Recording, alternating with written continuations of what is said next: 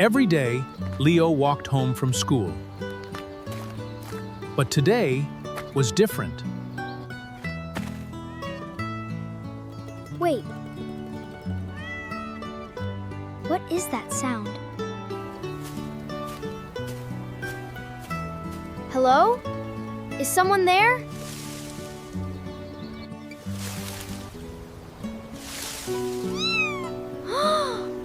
Oh no! You're hurt! Don't worry. Don't worry. I'm not gonna hurt you. I want to help.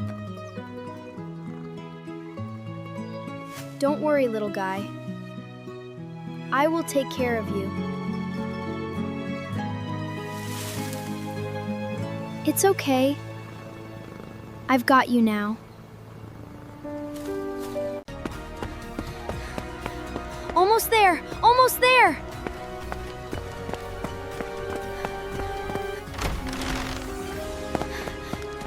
Mom! Dad! Please, come quick!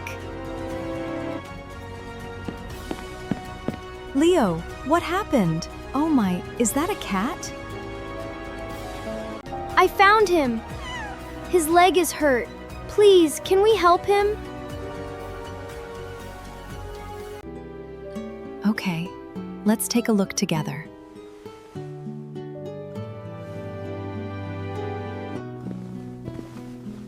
It's okay, little guy. We're here to help.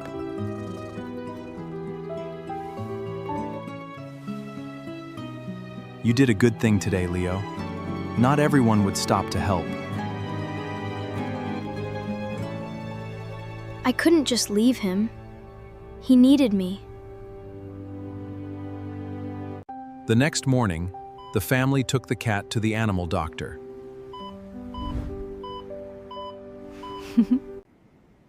Good news, it's not broken. Just a small injury. He will be okay in a few days. Really? He's gonna be okay?